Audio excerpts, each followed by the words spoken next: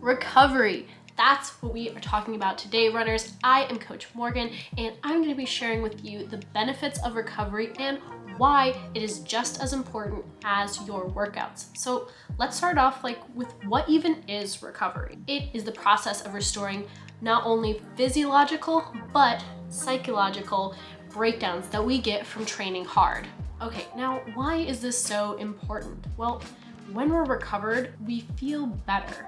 And when we feel better, we're going to be able to work harder. Working harder is going to lead to seeing those training adaptations, like getting faster, getting stronger. And I know there may be some of you out there who are like, I can push through any pain and any mental barriers. But I bet if you went into that hard workout just feeling a little bit more refreshed, that you would be able to run faster, do more reps, lift heavier, whatever it was. I bet money on it. Now look, I'm not saying that you guys have to take an entire day off of doing nothing every other day, okay? I know my schedule doesn't allow for that, so I definitely wouldn't preach it to you guys, but there are a few hacks that you guys should be doing each and every day to leave you feeling refreshed so that you can really kick it in those workouts. So let's go over them now. First things first, don't skip your cool down. I'll say it again for you guys in the back, don't skip your cool down. If you come in from your run and sit down and think, I'll stretch later, that's a big no-no. Even if it's just for 5 minutes when your muscles are still warm, give them a proper cool down by stretching to elongate your muscles and letting them cool in that elongated position. This is going to prevent that stiff feeling you get after sitting for too long. Something super easy you guys can do is if you only have a couple minutes and you just gotta get back to those emails, is get your legs up the wall. This inverted position will jumpstart your circulation by draining the blood from your legs and sending it back to the heart. This position has many other recovery benefits, such as elongating and stretching the muscles of your hamstrings and calves, relieving swollen ankles and feet, and honestly, your legs just feel really fresh and amazing after. Next is hydrating and fueling. To be simple about it, you need to be drinking water and getting in some calories after your workout. Make sure that some of this fuel is coming from protein because that is what helps repair your torn muscles. And if it was a harder effort and you got pretty sweaty, you need to be drinking your electrolytes too. Sleep is a huge part of the recovery process. I cannot say that enough. Now, for the average person, studies have shown that about 8 hours of sleep, that 8-hour mark, is what we should be doing. Now, that's for the average person. That is not including athletes who are working hard, logging a lot of miles. So for us, we need to actually up that a little bit. And I know that can seem a little bit daunting. And if you hear a lot of professional athletes talk, they get upwards of 10 to 12 hours of sleep a night. That's how much recovery that they need because they're working so hard. And sleep is the only time that our body actually gets to shut down and start the recovery process. There's a lot of things you can do during the day to make yourself feel better and feel recovered, but sleep, when our body goes to sleep and starts to shut down, our body can start to actually repair those things because it's so busy during the day and trying to keep our brain going so that we can do our work. But sleep is the only time that we get to do that. So I know that number 10 to 12 hours is a little daunting, but if we can just aim for 8 or 9, that would be wonderful. Now, how do we do that? How do we start to up our hours if you're one of those, 6 to 7 hours a night person? Simply start by going to bed an extra 30 minutes earlier and sleeping in for an extra 30 minutes. Set your alarm 30 minutes before bed so that you know when it's time to start your bedtime routine. Now let's literally dig a little bit deeper into some recovery tools and techniques that you guys can be doing to better your performance.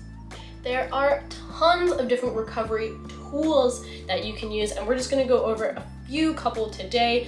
If you want a little bit of a deeper dive into foam rolling, you can check out one of the videos that I have. I put it down in the description just for you guys, so be sure to check that out. But for me, we're gonna talk about, I have a couple laid out here with me. You have the flat foam rollers. This one's big, as you can see. So I like this one for full body. I can lay down on it and roll out from my shoulders all the way down to my feet. You also have foam rollers like this with all the little nubbies that will get in a little bit deeper. What's the difference, you might ask? Well, with the flat one, it's just gonna kind of get that surface area of your muscles. And I like to foam roll when I am already a little bit warm so that I'm not, using this guy and jamming into an area of my body that is already sore. It's gonna negate the recovery process here, right? So I prefer to do this after a run when I'm already warm. So I like to take this guy, give a little full body scan, and see if there's any areas that are really bothering me. Then I might move on to this guy, getting in a little bit deeper. But for me personally, the foam rollers, it's like really hard to apply pressure in certain areas because you're like using your body weight and you kind of have to like contort yourself sometimes. So I will move over to the stick. This one's flatter, it bends real nicely over any area that you need. So for me, mainly it's gonna be my calves that are sore. So I'll start out by giving a little massage all over, and if I find a little area, I'm gonna take mental note of it, and then I'm gonna come back with this guy. Similar thing. This one's got little nubbies on it that are going to get down deeper into those muscles. What's it going to do when it gets down deeper into those muscles is really start to work out those adhesions. Like I already feel this more and I'm using the same amount of pressure. When I feel a little spot that's super tender, what I do here is ooh, that is actually tender. Stop there and I'm gonna move in circles and then up and down and side to side and all around.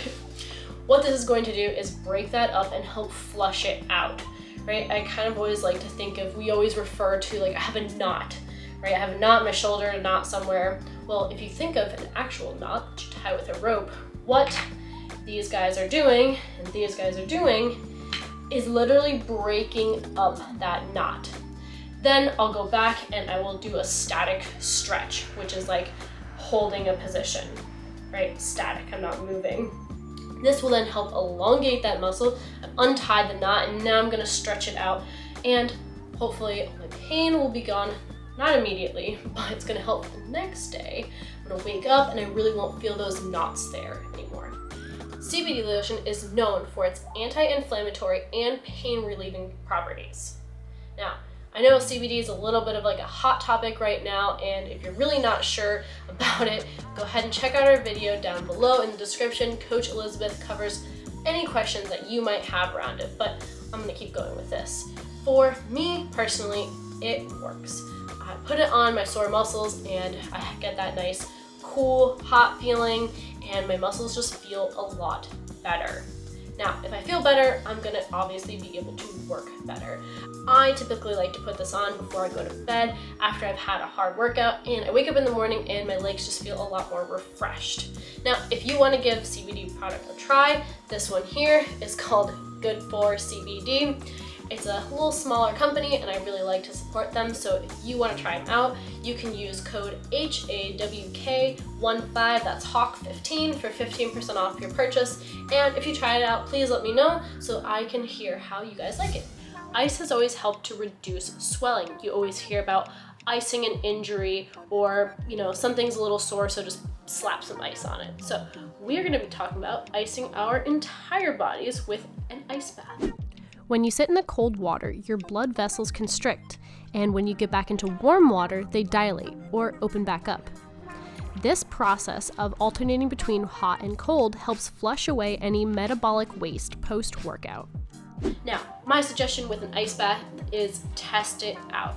You're not sure how your body's gonna react in that cold water. So spend about 5 minutes or so when you're starting out and gradually work your way up if you see necessary. Alternating, like I said, between the hot and the cold can also help as well. Your toes are gonna be the first thing to get cold when you hop in the ice bath. So pro tip for me is I actually like to wear my socks in the ice bath. It keeps my toes a little bit warmer and allows me to stay in for just a couple more minutes. So try it out. Remember, you can only work as hard as you recover. And if you're one of those athletes who's already got that rest and recovery process down, well then, kudos to you. If you need a little bit more extra advice on what to do with your recovery and what to do on those rest days, you know, when you're supposed to be just like hanging out, but you want something to do, well, check out this video right over here. We got all the information just for you guys, and I'll see you later.